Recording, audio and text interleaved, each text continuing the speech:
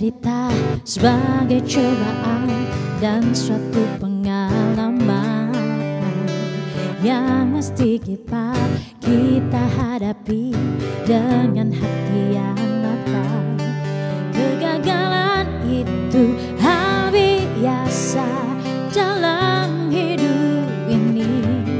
Setiap orang pasti punya satu masalah dan masa lalu.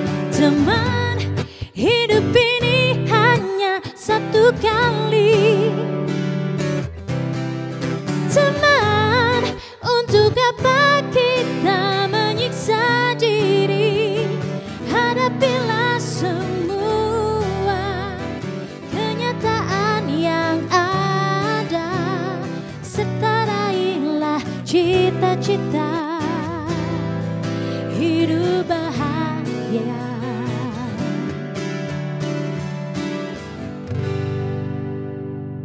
Optimis, lagu dari Atik CB yang juga sempat dirilis ulang oleh Ebitri sudah mengawali kita bicara sore ini, bicara data, bicara fakta bersama saya Ferry Anggara. Lila dan Sodik, terima kasih.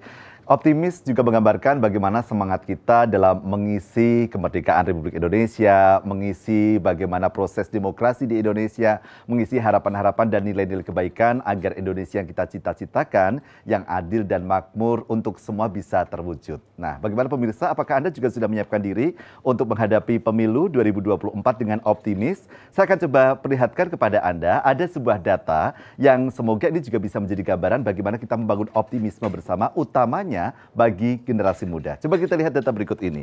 Kita akan coba lihat data berikut ini. Ini adalah daftar pemilih tetap pemilu tahun 2024 yang bersumber dari keputusan KPU nomor 857 tahun 2023. Di sini disebutkan ada total pemilih 204.807.222 pemilih dan terdiri dari angkatan Baby Boomer, Pre-Boomer, Gen Z, Milenial, dan Gen X. Pre-Boomer ini lahirnya sebelum 1945. Nah, ini angkatannya Mas Sodik, bukan? Oh, bukan ya. Ya, sebelum 45. Ternyata kalau Pre-Boomernya ada 1,74%.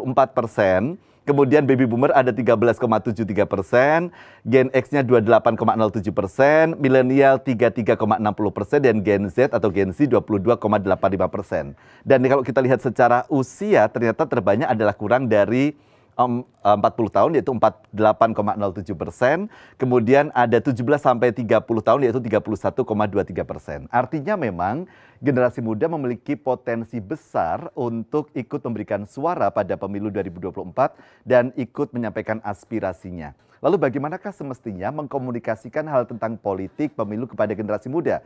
Karena generasi muda masa kini punya pola komunikasi yang berbeda. Ini akan kita bahas bersama dengan dua narasumber saya. Ada Mas Arga Pribadi Imawan, dosen Visipol UGM, dan Bang William AIPP Deli, Direktur Eksekutif Satu Nama. Saya akan mengundang untuk bergabung bersama saya di sini, Mas Arga dan Bang Willy, silakan bergabung. Oke. Selamat datang di ruang tamu kita bicara, silakan duduk terlebih dulu. Kita akan membahas topik ini, tapi sebelumnya saya akan mengajak Anda pemirsa untuk melihat teman saya di lapangan, bagaimana pendapat generasi muda tentang isu politik. Kita lihat wawancara saya berikut ini.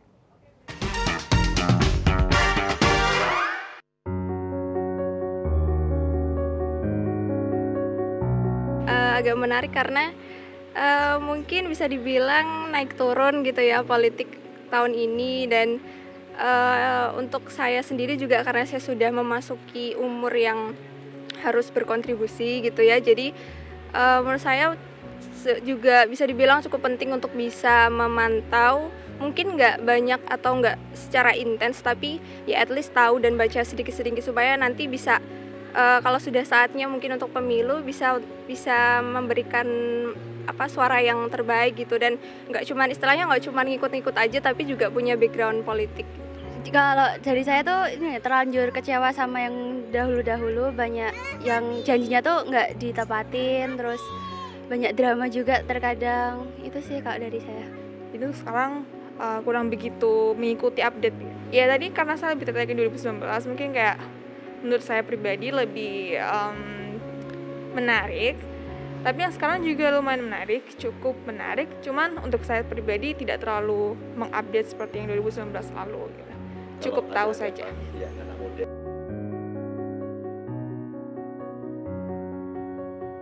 Iya, sebagian ada yang kurang tertarik, mungkin juga ada yang tertarik. Tapi kalau untuk saya pribadi, kalau melihat dari lingkungan saya ya, teman-teman saya sebenarnya kami cukup tertarik. Banyak di antara kami yang cukup sering untuk diskusi gitu ya. Mungkin bukan yang sifatnya berat, diskusi politik yang berat, tapi sekedar untuk berbagi ya, sharing seperti itu. Misalnya, oh habis baca berita ini, kemudian diskusi sedikit gitu kecil-kecil. Jadi bisa dibilang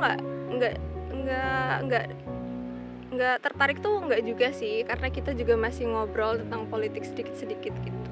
Ya yang jelas visi misi yang jelas, terus janji-janji yang diucapkan tuh tetap harus ditepati sih, nggak cuman janji yang dikobar-kobarin terus kayak gitu. Menurut saya tergantung pribadi masing-masing, namun untuk saat ini generasi sekarang menurut saya lebih update ya orang-orangnya.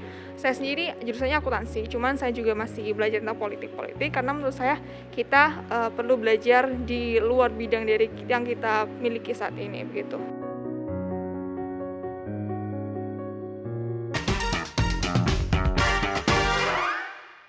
Ya, itu tadi pendapat dari generasi muda. Saya langsung ke Mas Arga. Realitanya kalau di kampus gitu, anak muda itu apatis atau tertarik sih dengan isu politik? Kalau Visipol jelas karena mungkin ambience secara ekosistem memang isu politik menjadi dekat ya. Tapi secara umum bagaimana, Mas Arga? Kalau secara umum, terima kasih Mas Ferry atas pertanyaan. Tapi secara umum untuk anak muda itu sebetulnya tertarik ya dengan isu politik ya. Berdasarkan survei yang dilakukan CSIS itu juga menunjukkan bahwa anak muda akan berpartisipasi dalam pemilu di tahun 2024. Angkanya udah lebih dari 50%. Tetapi ketika mereka ditanyakan apakah akan menduduki jabatan struktural di politik, misal DPR RI, kemudian menjadi anggota partai politik, itu rendah, justru lebih dari kurang dari 10%. Jadi sebetulnya mereka dalam konteks perpolitikan pemilu mereka akan engage, tetapi ketika mereka ingin menggeser kepada menduduki jabatan struktural mereka justru enggak. Jadi, apa yang bisa dimaknai kemudian di situ? Karena mereka tetap tertarik untuk ikut melakukan partisipasi, ada 50%-an tadi, tapi terlibat secara aktif berada di posisi-posisi strategis di partai politik justru hanya 10%. Artinya apakah ketika mereka berada di dalam partai politik dan lain-lain, termasuk misalnya di legislatif dan sebagainya, mereka ada ketidakpercayaan atau bagaimana? Ini kan sesuatu yang jadi sangat berbeda begitu. Iya betul. Mereka hanya ingin terlibat saja dalam perpolitikan, tetapi mereka mungkin melihat tadi dari video itu sudah sangat jelas melihat bahwa partai politik maupun kandidat yang saat ini muncul di kalangan publik itu ternyata tidak cukup untuk merepresentasikan mereka. Jadi mereka lebih kepada ya sekarang partai politik manapun, kalaupun ada yang memakai dengan slogan anak muda, tetapi wujudnya mereka tidak merepresentasikan anak muda gitu. Kepentingan anak muda tidak tersalurkan pada itu. Jadi partai politik dan lembaga intermediari ini untuk melakukan proses rekrutmen politik itu ternyata justru jauh dari bayangan anak muda. Jadi Bang Willy, isu anak muda itu apa sih sebenarnya yang kemudian dekat dengan mereka? Gitu. Iya, saya melihat gini ya. Jadi anak-anak muda untuk generasi milenial dan Gen Z ini menarik menurut saya karena mereka mengartikulasi politik itu sesuatu yang sebenarnya tanpa mereka sadari bahwa isu-isu anak muda itu kan mereka lihat, mereka lebih senang dengan isu-isu perubahan sosial. Jadi isu-isu kesejahteraan karena dia sangat dekat dengan situasi kritis itu. Kalau saya sebagai anak muda mau bergerak menuju ke berkeluarga, tentu dia punya harus basis ekonomi dan macam-macam. Nah itu akhirnya ketika artikulasi mereka, dia akan melihat soal-soal yang berhubungan yang sangat dekat dengan dirinya. Misalnya soal masa depan, soal isu perubahan iklim, soal sampah, lalu kemudian soal mata pencaharian, soal pengangguran. Ini dekat, sangat dekat dengan mereka. Nah pertanyaannya isu-isu strategik ini apakah juga dilempar oleh politisi? Apakah isu-isu strategik ini juga digarap oleh partai politik? Nah jurang gap yang besar ini yang akhirnya anak-anak muda pada beberapa kelompok melihat secara skeptis. Jadi Bang Willy dan Mas Arga melihat bahwa sebenarnya anak muda dalam preferensi politiknya ini bukan hanya melihat figur anak mudanya, tapi bagaimana isu yang diangkat sangat relate dekat dengan anak muda. Begitu Bang Willy? Iya, saya kira iya. Karena apa namanya, proses politik itu dan tindak politik yang menurut saya, menurut Aristoteles, adalah tindakan politik itu adalah tindakan yang memastikan seluruh kesejahteraan umum tercapai. Oke. Nah, coba kita lihat data berikut ini. Kalau tadi di awal saya sudah menampilkan data yang bersumber dari KPU ya. Ini Mas Arga juga mengirimkan data ini dari data box ya. Bahwa ada generasi milenial 66,8 juta, generasi X 57,5 juta, Gen Z 46,8 juta, baby boomer 28,1 juta, dan pre-boomer 3,6 juta. Artinya kalau kita bicara secara jumlah paling banyak kan generasi milenial, kemudian generasi X gitu ya. Mas Arga, apakah pernah ada sebuah kajian karakteristik generasi per generasi ini seperti apa sih? Tadi kan kita berkali-kali mengatakan anak muda. Tapi anak muda yang mana sih sebenarnya yang tadi kita bahas gitu ya? Apakah misalnya baby boomer, Z, X, milenial itu punya cara membuat keputusan politik yang berbeda gitu? Ya, tentu saja akan berbeda ya dari setiap generasi untuk menentukan pilihan politik ya. Saya mengamini apa yang disampaikan oleh Pak Willy untuk generasi milenial dan generasi Z, itu total dengan 113 juta pemilih. Mereka akan lebih melihat kepada isu-isu yang kekinian seperti ada isu sampah, climate change, dan seterusnya. Kebetulan saya juga mengajar salah satu mata kuliah pada politik dan kebijakan publik. Memang isu climate change itu justru menjadi isu yang sangat krusial bagi mereka. Ketika kita ingin, saya melempar kepada forum, kira-kira undang-undang apa yang menjadi penting, undang-undang apa yang ingin dibahas lebih jauh. Ternyata isu climate change. Tetapi berbeda dengan generasi X dan generasi boomer dan lainnya, yang itu justru menurut saya akan lebih kepada yang secara konvensional ya. Kalau di perilaku memilih misalnya, mereka hanya akan melihat kepada sosok saja, misalnya psikologi atau appearance-nya lebih kepada ganteng, kemudian tinggi, dan seterusnya. Jadi tidak berdasarkan pada isu. Gitu. Berarti kalau saya maju, kalau di generasi yang bukan X dan milenial, saya dapat dong ya, karena ganteng, tinggi. Sangat-sangat. Memungkinkan itu. Memungkinkan gitu ya. Artinya memang generasi milenial dan XZ ini relatif lebih kritis. Betul tidak sekali. hanya pada pencitraan profil yang dibangun gitu. Ya, apalagi kan arus informasi juga diakses secara lebih luas, dan generasi milenial dan generasi Z itu kan sering membuka sosmed. Jadi mereka lebih terbuka pandangan terhadap isu-isu yang lebih strategis dan lebih luas gitu. Oke, nanti kita akan coba bahas ya. Kalau sosmed itu kemudian pola komunikasi seperti apa. Tapi saya boleh berdiri sebentar boleh ya? Saya akan coba bergeser. Kita akan perlihatkan slide berikutnya. Kita coba lihat slide ini. Oke, nah. Tapi kalau kita bicara tadi potensi anak mudanya banyak, jadi bagaimana kemudian kita bisa menggarap untuk menggapai suara mereka nih, Bang Willy bisa menyampaikan, ya? Iya, saya melihat bahwa apa namanya perkembangan paling akhir dari bukan paling akhir sih, terkini dari media, yakni konvergensi media. Nah, konvergensi media itu membawa konsekuensi anak-anak muda didekati tentu dengan konvergensi media. Artinya media-media tradisional bukan tidak ditengok, tapi hampir sekarang anak-anak muda itu melihat melihat pilihan media itu ya seputar TikTok dan Instagram dan sejenisnya. Maka yang perlu dilakukan tidak hanya pilihan kanal medianya, tapi narasi yang mau dibangun itu apa. Jadi pesan untuk anak-anak muda melalui media apa itu menjadi penting. Karena saya melihat pilihan media saja tanpa kemudian narasi yang baik itu juga tidak membuat preferensi bagi anak-anak muda.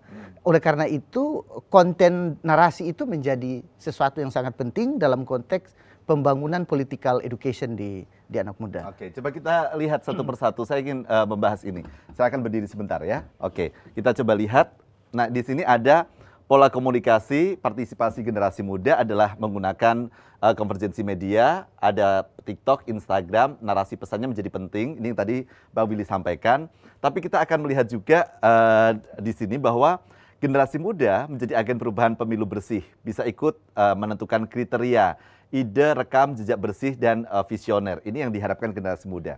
Saya ingin tanyakan ke Bang Willy, sudahkah sebenarnya partai politik atau kebijakan politik kita secara umum memberikan ruang pada generasi muda untuk ikut bersuara, menentukan, kemudian bahwa mereka tidak hanya menjadi partisipan, konstituen saja, tapi juga menjadi bagian dari penentu arah kebijakan perpolitikan di Indonesia? Kalau belajar 7 tahun terakhir ya, 7 tahun terakhir saya melihat hampir semua partai politik itu mulai membuat semacam blok anak muda di partai politik. Oke. Nah, artinya ketika blok anak muda itu difasilitasi dalam kerja-kerja partai politik, artinya anak muda tidak hanya dilihat sebagai voter semata. Oke. Tapi anak muda mau ditempatkan untuk dia menentukan wajah politikan kita. Nah, menjadi pertanyaannya adalah melibatkan anak muda dalam struktur partai dan melibatkan anak muda dalam kerja-kerja politik itu, apakah juga sebanding dengan model sistem rekrutmen yang terjadi di partai politik? Nah, ini juga itu jadi pertanyaan besar kita. Karena saya melihat anak-anak muda itu makin kritis sekarang dan dia punya agenda-agenda strategik. Oleh karena itu saya lebih melihat bahwa partai harus mulai memikirkan apakah pikiran strategik yang harus ditawarkan ke anak muda, atau jangan-jangan anak muda yang jauh melangkah lebih tinggi dari partai politik karena dia menuntut preferensi bahwa calon yang memimpin bangsa ini, calon yang akan kita pilih dalam proses legislasi adalah pemimpin yang berpikir secara strategik. Artinya itu mendorong para partai politik dan politisi untuk manajemen strategik dalam konteks thinking strategik itu harus. Kalau tidak akan ditinggal oleh anak muda.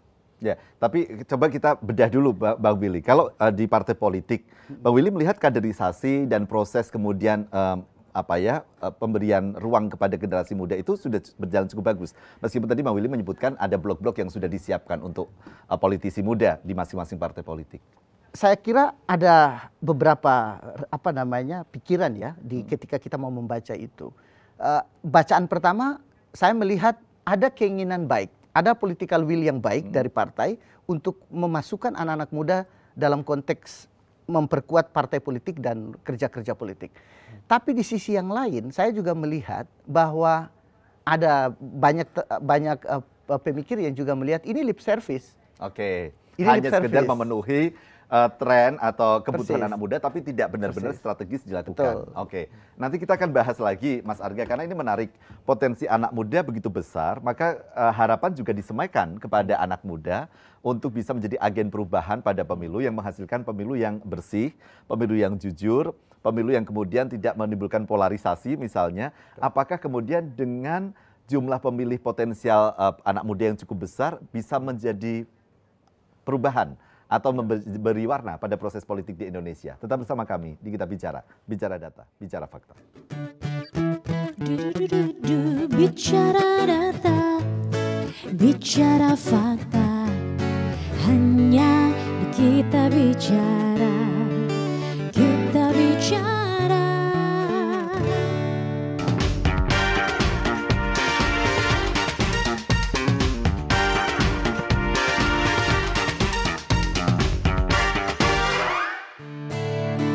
Bicara data, bicara fakta, hanya di Kita Bicara, Kita Bicara. Terima kasih Mas di Kita Bicara, bicara data, bicara fakta. Karena jumlah anak muda yang menjadi pemilih sangat besar, begitu. Apakah kemudian harapan bisa kita semaikan, Mas Arga, bahwa kita bisa menghasilkan pemilihan umum yang kalau kemudian harapannya bersih, tidak terjadi polarisasi, tidak menimbulkan trauma politik misalnya, gitu ya, itu bisa disemaikan dengan daya kritis anak muda sekarang? Saya rasa itu akan bergantung sangat besar ya terhadap peran-peran pendidikan politik yang dilakukan baik oleh partai politik maupun organ di luar partai politik. Karena situasi saat ini kita akan menghadapi tongkat estafet kepemimpinan pasti tidak akan berada di satu nama lagi, pasti akan berganti secara keseluruhan dan calon-calon baru yang akan muncul, sehingga ini situasi pemilu 2024 mungkin akan ramai, penuh dengan warna. Dan karena tidak ada incumbent, maksudnya betul. Begitu? Karena prediksi juga terkait dengan politik identitas di tahun 2024 akan seperti apa dan seterusnya. Menurut saya itu akan tetap menjadi salah satu warna di dalam politik di Indonesia saat ini. Tetapi melihat dari kritis anak muda, saya kira akan optimis mereka akan lebih rasional dalam memilih, jadi tidak akan tergiur dengan politik identitas ataupun dengan politik uang, karena survei kecil-kecilan juga, Mas. Iya. Yang ada, saya lakukan survei kecil-kecilan di kantin Visipol untuk ngobrol dengan teman-teman anak muda. Ternyata mereka emang nggak peduli sih sebetulnya dengan politik identitas, dan maksudku mereka tidak akan mengiyakan terkait dengan politik identitas, narasi terkait dengan politik uang, karena mereka sosoknya itu jadi lebih luas. Karena sekarang misalnya tadi saya sudah sampaikan bahwa terkait dengan perubahan iklim, kenapa mereka menjadi concern, ternyata kiblat mereka kayak Greta Thunberg yang ada di Norway itu menjadi salah satu indikator mereka, oh anak muda bisa beraksi dalam aksi-aksi climate change. Dan itu menjadi isu kita saat ini, karena ke depan kita akan menghadapi persoalan tentang sampah yang meningkat di wilayah laut dan seterusnya gitu. Jadi artinya ada perubahan-perubahan isu yang juga semestinya menjadi concern dari partai politik ataupun kandidat untuk bisa mendekatkan ke anak muda. Betul sekali. Apalagi kan pemerintah juga memiliki willingness untuk kemudian terkait dengan kepemimpinan di G20 itu sebenarnya harus jadi momentum partai politik. Tapi bagaimana sih Mas sebenarnya mengukur sebuah isu itu hanya menjadi bahan jualan begitu atau benar-benar ini menjadi sebuah visi misi gitu? Karena jangan sampai juga terjadi begitu ya, karena tahu anak muda sukanya isu itu, seolah-olah ketika dalam masa kampanye untuk bisa merekrut suara anak muda, isu itu yang jadi bahan jualan gitu. Nanti prakteknya ternyata jauh panggang dari api gitu kan. Itu bagaimana mengukurnya? Ya, itu sebetulnya salah satu yang saya siapkan juga sih terkait dengan everyday politics ya, everyday politician ya. Jadi sekarang ini di peraturan UU nomor 7 tahun 2017, batasan campaign atau kampanye dari untuk partai politik dan kandidat di dalam ruang sosial media itu justru masih kabur. Jadi masih tidak bisa dibataskan apakah konten-konten yang disampaikan di media sosial itu merupakan auranya memiliki nuansa kampanye atau tidak. Nah, buruknya lagi sekarang ini semenjak tahun 2014 itu lonjakan atas akun-akun sosial media dari partai politik maupun kandidat itu meningkat drastis.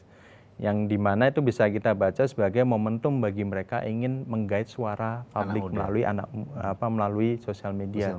2019 meningkat drastis lagi. Nah 2024 kita nggak usah prediksikan lah, udah pasti akan meningkat drastis lagi karena akun-akun terkait dengan itu sangat luas. Nah pola komunikasi, karena di Matthew Wood misalnya udah bilang kalau misalnya rata-rata politisi di masa depan itu akan menjadi everyday politician. Jadi sifatnya nggak akan hadir di televisi menjadi selebritas. Mereka akan mengatakan dengan gaya-gaya yang kalau misalnya di celebrity politics mereka akan mengeluarkan suara dengan nada-nada narasi yang kepemimpinan dan seterusnya, yang lebih struktur dan seterusnya. Enggak, mereka akan lebih kepada everyday politics yang artinya tidak terstruktur. Mau ngomong apapun di sosial media itu bisa mereka sampaikan. Mau tadi Mas Ferry bilang kalau misalnya ada terselubung atau enggak, ya itu masih belum ada aturannya. Tapi artinya begini, kalau kita bicara tadi ada everyday politics, ini berarti generasi muda atau kita sebut konstituen lah siapapun begitu yang dekat dengan media sosial ini bisa melihat rekam jejaknya karena ini menjadi bisa terpantau kehidupan realnya sehari-hari. Ya betul sekali, karena mereka bisa akan generasi scroll juga ya, Jadi mereka bisa meskipun di balik medsos ada tim medsosnya juga kan pasti gitu. Betul sekali, yang mendesain terkait. Yang mendesain gitu ya, tapi nanti kita akan bahas. Tadi Bang Billy, kalau melihat ini ada TikTok, ada kemudian Instagram, bahwa kemudian ada konvergensi media yang harus dilakukan, sudah seberapa banyak itu direspon oleh partai politik dan juga kandidat-kandidat atau siapapun yang berlaga di 2024? Nah, ini yang menarik. Saya lihat kesadaran politisi dan partai politik menggunakan seluruh kanal media itu meningkat secara drastis. Meningkat sangat, Meningkat secara drastis. Potong dulu, karena begini, ini senyampang dengan adanya peningkatan, kita juga kemudian masih ada tantangan tentang literasi di tengah masyarakat kita, literasi digital kita gitu.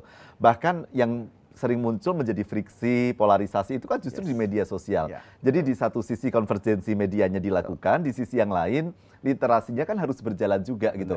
Kita sudah punya pengalaman bagaimana kemudian ini nggak usah jauh-jauh lah di WA grup keluarga aja sampai ada yang harus berantem gitu misalnya.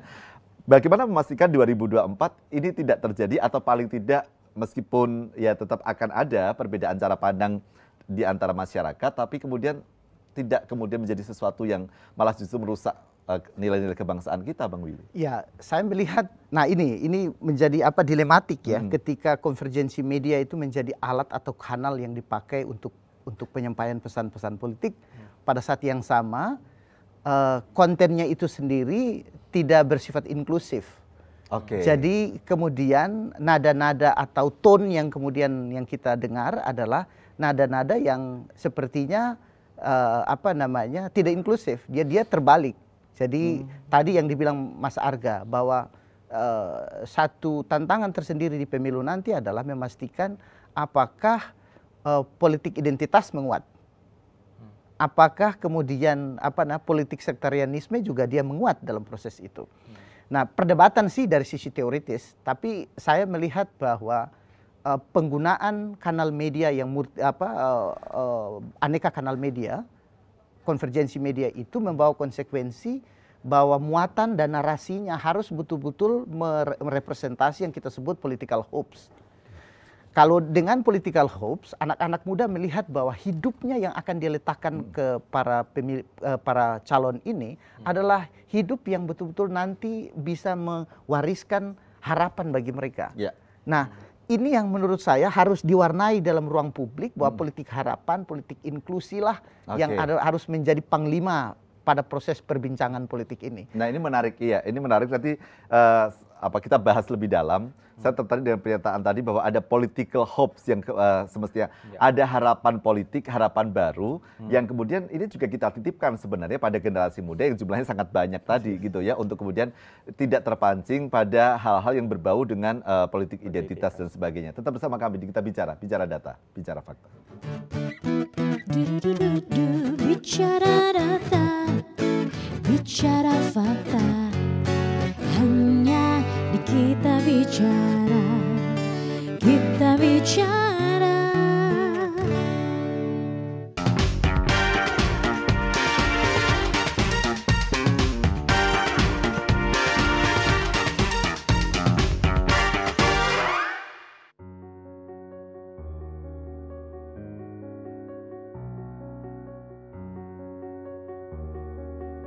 Bisa lebih menjelaskan visi misinya, terus juga mungkin apa yang diharapkan gitu. Dan saya rasa juga salah satu opportunity yang bagus kalau misalnya mempunyai program kerja yang bisa menaungi kami anak-anak muda di era digital seperti ini untuk bisa lebih berkembang ke depannya gitu.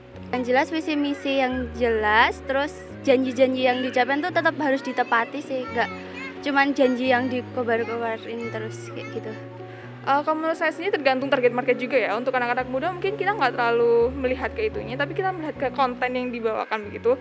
Namun untuk yang milenial seperti itu mungkin mereka sangat melihat visi misinya. Tapi untuk anak muda sendiri, personally menurut saya tidak terlalu melihat ke itunya ya. Kita melihatnya ke konten yang dibawakan. Kadang kayak, oh ini menarik nih, walaupun kita nggak terlalu membahas tentang visi misi, tapi konten yang dibawakan menarik dan sangat bisa dikonsumsi untuk anak muda seperti itu.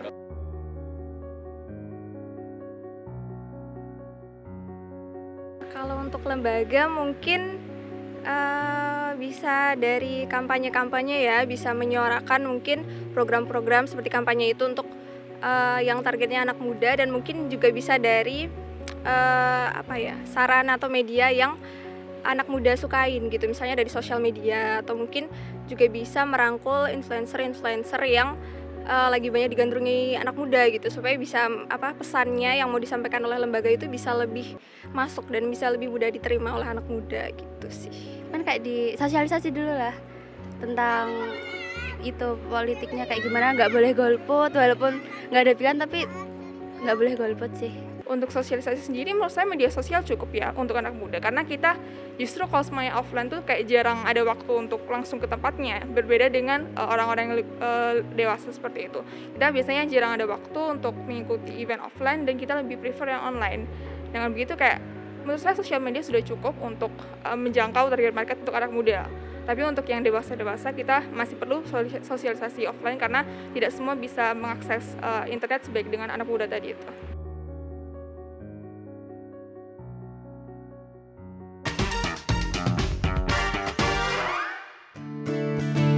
Bicara data, bicara fakta,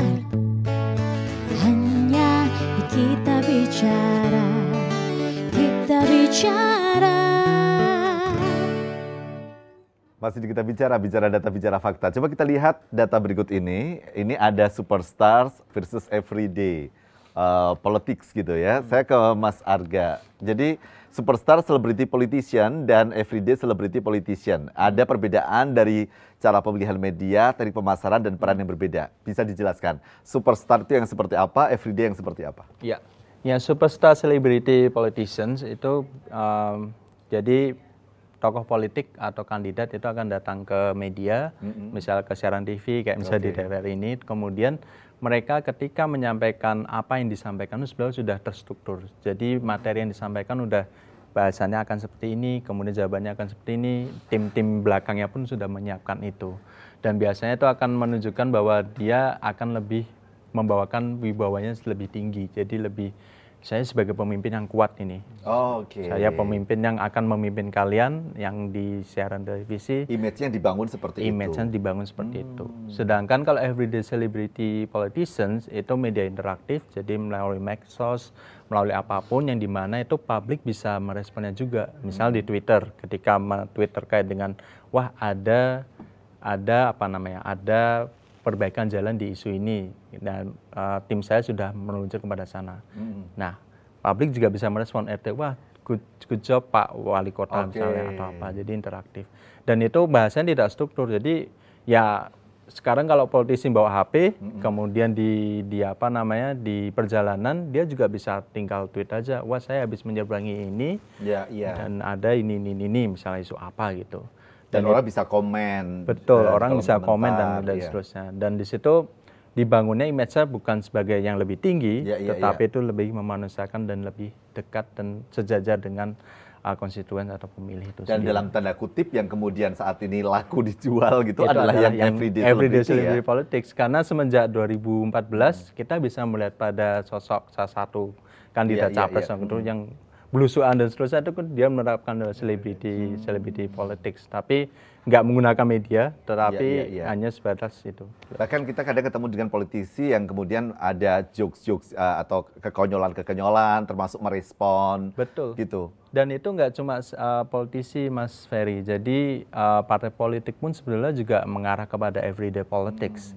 Misalnya ketika ada isu terkait dengan isu kebangsaan, kemudian ada salah satu partai yang merespon terus nanti wah menarik ini nanti kita akan berikan giveaway gitu. Dan ternyata itu menggait pemilih muda untuk memilih partai itu. Jadi gaya-gayanya tuh kayak keseharian banget. Yang sebetulnya batasannya yang tadi saya sampaikan di awal, batasannya itu sehingga agak membingungkan nih ini antara campaign apa enggak nih. Tetapi itu terjadi saat ini gitu. Ya, artinya kalau kita bicara memang sebenarnya kalau di media sosial bukan hanya soal partai politik atau kemudian mereka yang akan bertarung ya dalam perpolitikan, tapi bahkan kita melihat bagaimana pejabat publik pun juga sekarang menjadi lebih humanis, kelucuan-kelucuan kadang-kadang ditampilkan begitu. Dan itu menjadi tantangan tersendiri ya bagi lembaga penyelenggara ya, karena saya merasa bahwa ini akan running selama 24 jam di media sosial. Partai politik maupun kandidat bisa bergerak terus-menerus, tanpa adanya masa kampanye pun mereka juga bisa menyampaikan dengan cara yang tapi saya ingin tarik lagi Mas Arga kepada pertanyaan saya kepada salah satu mahasiswa tadi yang dia mengatakan bahwa kalau kita lihat aja kontennya gitu, tidak terlalu kemudian melihat visi misinya seperti apa, pokoknya kontennya dekat dengan kita ya saya senang gitu. Ini kan kemudian juga kontraproduktif gitu untuk pendewasaan politik kita gitu, karena kalau hanya melihat berdasarkan konten, siapa yang famous di sosial media, siapa yang engagementnya bagus, tapi kemudian secara visi misi tidak bisa dikawal dan tidak bisa dibuktikan, kan juga pendidikan politik kita berarti tidak berhasil juga. Betul sekali, itu menjadi tantangan ya, karena salah satu opsinya emang penguatan terhadap literasi digital untuk memastikan pada konten-konten itu memastikannya harus benar dan dia bisa memilihnya secara lebih kuat gitu. Karena saat ini di Visipol UGM juga sedang mengembangkan mata kuliah namanya Transformasi Digital dan Pemilu. Ini juga menunjukkan bahwa konsen kita terhadap pendidikan terhadap generasi pemilih pemula dan pemilih muda ini untuk bisa lebih sadar atas konten-konten yang dibangun oleh politisi maupun partai politik di dunia. Bang Willy tadi ada juga di slide sebelumnya tentang pendidikan politik untuk generasi Z misalnya. Jadi apakah pendidikan politik yang dilakukan dari generasi ke generasi itu metodenya juga berbeda? kalau saya lihat pasti berbeda ya konsekuensi ketika perubahan generasi, alat dan media komunikasi juga tentu berbeda. Tapi ada yang menurut saya yang apa namanya, dia menjadi basis, dia menjadi basic dari proses pendidikan politik, yakni rekam jejak. Oke. Nah, rekam jejak itu penting untuk melakukan proses verifikasi atas tadi yang dibilang Mas Arga bahwa apa namanya, kalau pendidikan khusus literasi politik di media atau literasi digital tidak terjadi, kemudian semua yang terpotret di media dan di media massa itu sebagai this is true. Padahal kan di balik itu kan tentu ada upaya apa namanya meng-create dan create itu bisa benar bisa enggak. Oleh karena itu anak-anak muda harus diberikan pendidikan politik tentang dia melihat rekam jejak. Rekam jejak kemana? Rekam jejak ke belakang dong. Misalnya ketika dia mengangkat isu perubahan, isu climate change misalnya. Apakah itu isu yang tiba-tiba ketika tiba-tiba menjadi climate change banget gitu isunya, sementara sebelumnya kayak nggak peduli gitu ya. Ini rekam jejak menjadi penting. Tapi Bang Willy, saya tertarik juga dengan apa yang dilakukan Bang Willy dengan teman-teman di Satu Nama, karena ada pendidikan politik yang dilakukan termasuk kepada partai politik. Betul. Ya, prosesnya gimana sih Bang sebenarnya? Partai politik itu kemudian terbuka, kadernya termasuk politisi-politisi mendapatkan pendidikan politik. Kami melakukan di Satu Nama tuh kita melakukan hampir 15 tahun lalu ya. Jadi proses pendidikan politik itu sudah kita lakukan dulu, namanya ada program CEFIL, Civic Education for Indonesian Future Leaders. Oke. Jadi kemudian belakangan ini kami menggunakan 5 tahun, 7 tahun terakhir ini ada juga yang namanya PCB, jadi Program Politik Cerdas Berintegritas. Itu untuk semua anak-anak OSIS, kita kumpulkan di 9 provinsi, lalu dengan BEM, Badan Eksekutif Mahasiswa, di setiap provinsi itu kita latih tentang bagaimana anak muda memaknai pendidikan politik secara benar. Dan datanya menarik setelah mereka apa namanya mengikuti proses itu, yang dulunya mereka merasa bahwa terlibat dalam proses politik, misalnya mereka akan mengambil posisi-posisi dalam politik itu mereka jauhi. Sekarang setelah mereka memahami bahwa politik itu sangat dekat dengan komitmen mereka, maka keinginan untuk masuk ke partai politik dan pada satu waktu atau one day mereka bisa menduduki posisi penting di negeri ini, itu juga kemudian dengan sendirinya terjadi. Punya value untuk melakukan perubahan. Persis. Dan itu yang menurut kami proses pendidikan politik itu yang kami lakukan secara sadar ya. Kemudian di Jogja juga kami punya namanya Sekolah Bhinneka Tunggal Ika. Jadi ini pendidikan toleransi ke anak-anak siswa dan anak-anak mahasiswa agar politik kita ke depan itu bukan politik identitas, bukan politik sektarian, tapi politik keberagaman. Bahwa Indonesia ini begitu beragam. Karena begitu beragam, maka tidak boleh ada ruang orang mengkreditkan suku, agama, dan pilihan-pilihan yang lain hanya berdasarkan kepentingan politik. Nah itu yang kedua. Yang ketiga, kami juga mempunyai namanya Sekolah Politisi Muda Lintas Partai. Hampir semua partai di Indonesia kami diskusikan dengan mereka, sudah hampir 7 tahun. Alat bandingnya kami juga punya sekolah politik di Timor Leste. Nah yang menarik dari 2 pendidikan politik ini, kematangan politik di Timor Leste itu, ini negara muda ya. Tapi ketika satu hal yang saya tanyakan ke orang di pinggir jalan, anak muda, dan dia alumni salah satu universitas di Jogja. Saya tanya, Anda sadar nggak? Ex-Perdana Menteri Anda itu Muslim di tengah negara Katolik yang hampir 95%. Anda sadar nggak? Dia sebelum menjawab ditanya, Bapak dari Indonesia. Artinya pertanyaan ini pertanyaan orang Indonesia. Artinya di tempat yang lain hal seperti itu sudah tidak menjadi persoalan. Sudah dibuang itu. Artinya yang kemudian harus kita lihat adalah bagaimana kapasitas dalam kehidupan berbangsa bernegara, tidak kemudian melihat bagaimana background di belakangnya. Nah, tapi ini menarik. Saya akan minta tanggapan dari Mas Arga. Seberapa efektif sebenarnya upaya-upaya pendidikan politik yang dilakukan seperti Bang Willy dan juga mungkin teman-teman yang lain? Apakah kemudian ada tolok ukur yang bisa menjadi ukuran bahwa ini berjalan dengan baik, bisa diteruskan, atau mungkin ada sebuah instrumen-instrumen lain yang kemudian harus diperbaiki? Tetap bersama kami di Kita Bicara.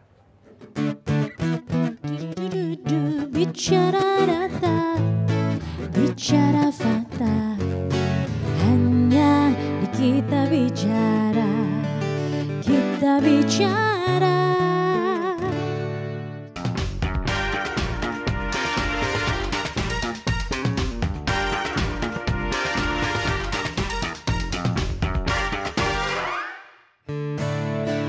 Bicara data, bicara fakta, hanya di kita bicara, kita bicara. Terima kasih Mas di kita bicara data, bicara fakta. Mas Arga, yang yang sudah dilakukan Mbak Willy dan mungkin juga banyak aktivis atau mereka yang concern dengan politik sehat gitu di Indonesia, itu seberapa efektif Mas Arga melihat dari sisi seorang akademisi begitu? Ya, menurut saya apa yang dilakukan oleh Yayasan Satu Nama dan juga organ-organ lainnya, misalnya di Center for Digital atau CFDS itu juga melakukan aspek itu, menurut saya sudah cukup efektif sih, karena mereka sudah menyasar dengan sangat tepat.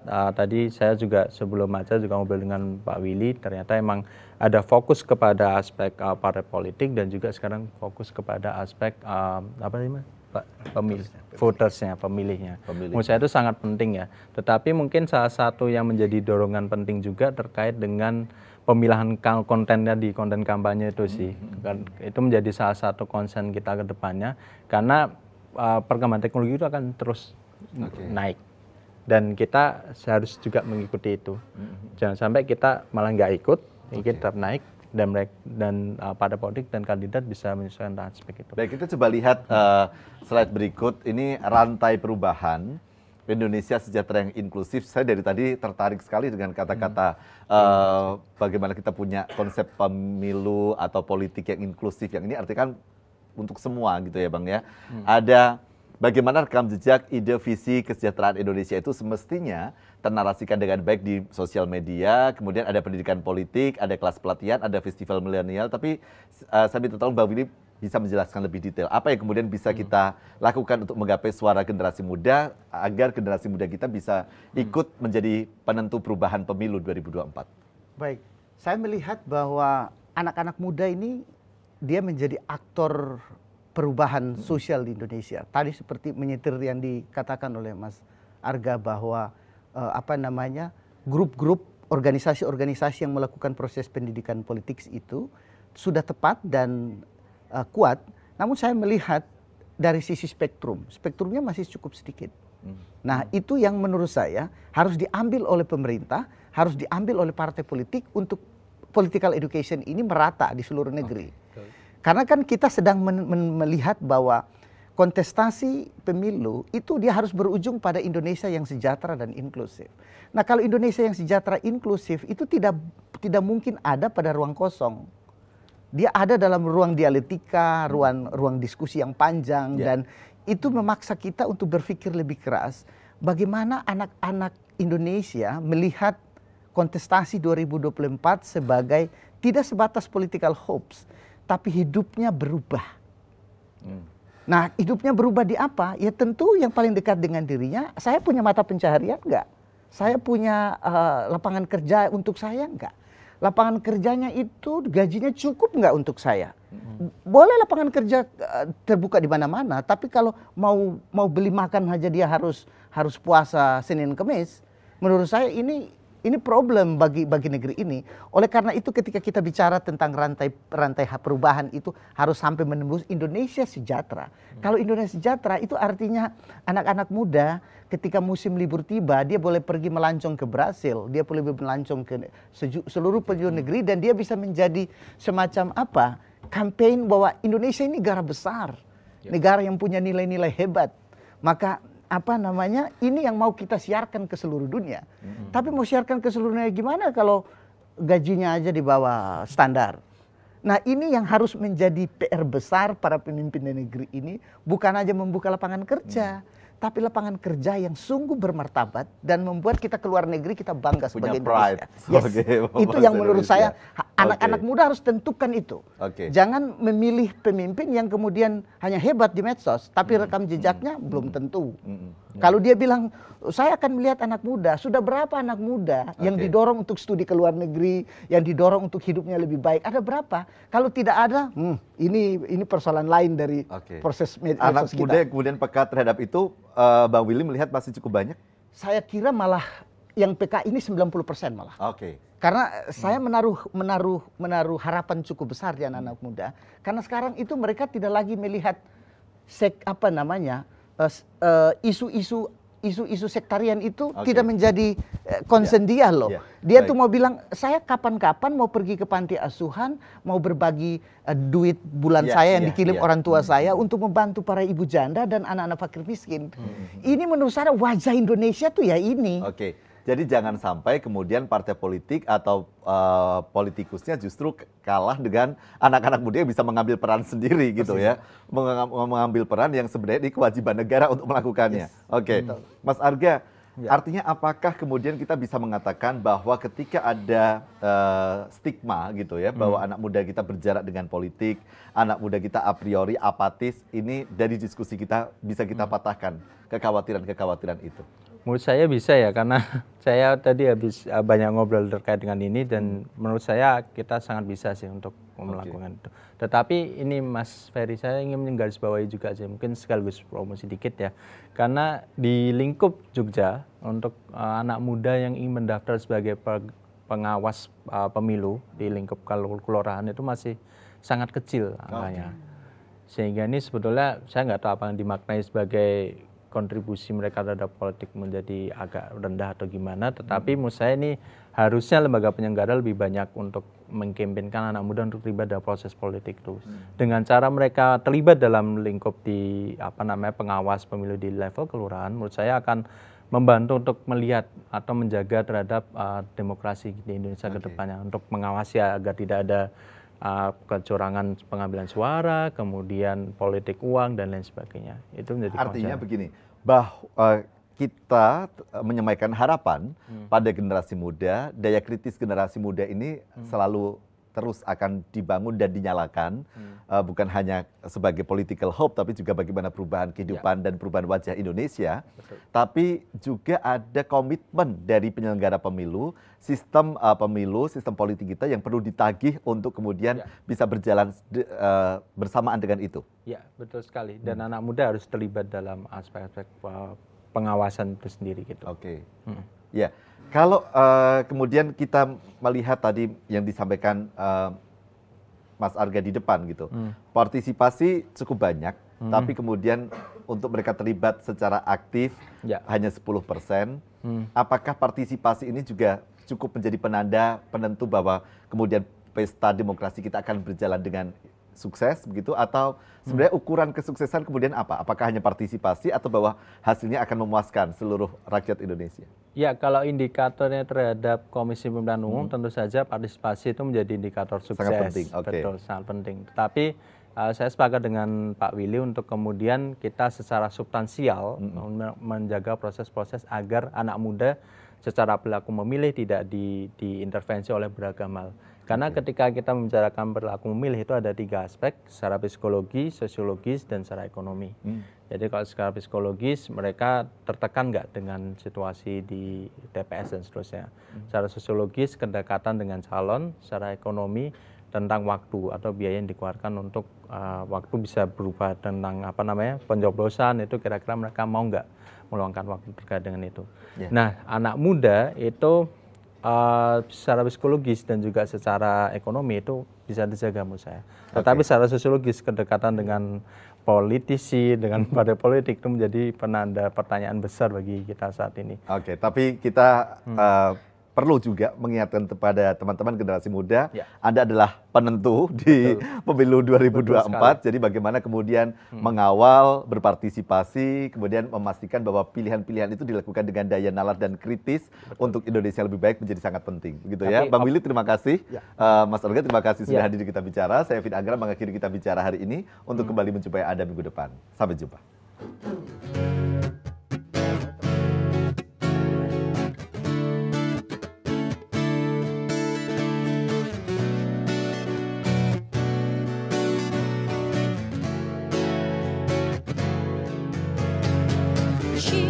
Cinta adalah kenangan, rasanya tak mudah dilupakan. Cinta adalah kenangan, indahnya tak mudah dibayangkan. Tangisan